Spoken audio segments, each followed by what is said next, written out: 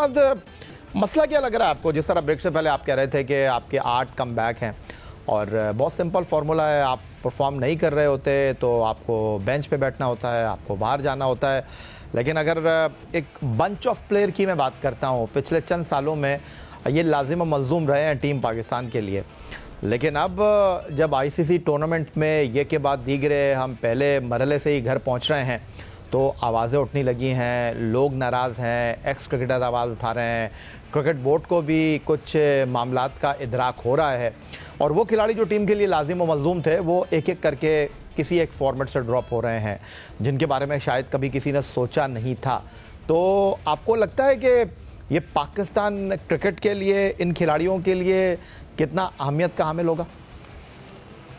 जी बिल्कुल, मसला यही आ रहा है कि एक्सेप्टेंस नहीं आ रही है। जब आपने सोचा ना हो कि आप ड्रॉप भी हो सकते हैं, तो उसके बाद फिर ऐसे हालात आ जाएं 6-8 महीने के अंदर, तो वो बिल्कुल समझ नहीं आती और यकीन नहीं होता। तो मसले सिर्फ ये हो रहा है कि ये प्लेयर्स, कुछ हाथ प्लेयर्स थे जिन्होंने ये सोचा ही नहीं था कि ये भी ड्रॉप हो सकते हैं। जिस तरह के हमने बात की पिछले 1 साल से करते आ रहे हैं कि अकाउंटेबिलिटी नहीं थी, तो जब अकाउंटेबिलिटी नहीं होती ना तो ये स्टबर्ननेस आ जाती है। इनमें इन प्लेयर्स का कोई कसूर नहीं है। इनमें कसूर उन लोगों का है जो इनके पीछे छुप गए। इनमें कसूर उन लोगों का है जिनको इनके आगे दुनिया नजर आना बंद हो गई। फिर इनमें कसूर उन लोगों का है जो जिन्होंने इनको फ्रेंचाइजेस के फेसेस बनाए और इनको पीछे से पुश करते रहे, बिकॉज पीएसएल भी तो चलानी थी। ये उनके फेसेस हैं। तो जब इन्फ्लुएंस इतना ज्यादा आने लग गया सिलेक्शन से और सबको, प्लेयर्स को इन चीजों की खबर मिल गई और पता हो गया कि हमारे बगैर तो कुछ भी नहीं चल सकता है, तो यहाँ पे जो है ना वो प्लेयर स्टबन हो जाता है और वो सोच भी नहीं सकता कि वो बाहर होगा।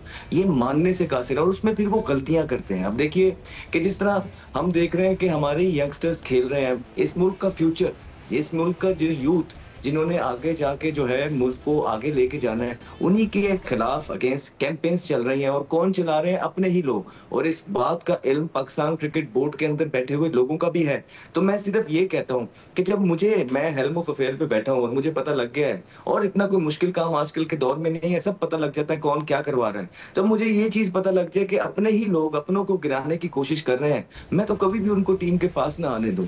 किस तरह एक हार्मनी बन सकती है? प्लेयर्स को भी सब पता है, यंगस्टर्स को भी, सीनियर को भी, कि कौन कौन कैंपेन्स चलवा रहे हैं। तो इस माहौल के अंदर आप मुझे सिर्फ ये बताइए कि कैसे हार्मनी बनेगी, कैसे टीम एक बनेगी। तो और मुझे ये बता दीजिए कि क्या हमारे पास इस तरह के इंडिविजुअल्स पड़े हैं जो अकेले, जिस तरह पास्ट के अंदर थे, जो अकेले on the given day match जितवा देते थे? अगर तो इस तरह के हैं फिर तो आप उनकी ये सारी चीजें बर्दाश्त कर लें। अगर इस तरह के नहीं है तो फिर एक ही तरीका है जिससे आप मैचेस खेल सकते हैं और दुनिया को मसले में ला सकते हैं, वो है एक टीम बन के खेलना। और एक टीम बन के जब खेलना होता है, इसमें सबसे पहली चीज ये होती है कि आप एक घर, एक फैमिली बनते हैं, एक दूसरे की बेहतरी सोचते हैं, तभी आप टीम। इस माहौल के अंदर जब प्लेयर्स को ये पता है कि हमारे खिलाफ कैंपेन चला रहे हैं और दोबारा से वो भी टीम में आ जाएंगे उसी कोच के साथ जिनकी सिलेक्शन को भी उनके बड़े जो हैं घर वाले ये लोग चैलेंज करते रहे, वहां पे क्या माहौल होगा? तो मैं सिर्फ ये पूछना चाहता हूँ, इस माहौल के अंदर क्या हार्मनी, क्या टीम गेम, क्या हम एक होके खेल पाएंगे? ऐसा हो ही नहीं सकता है।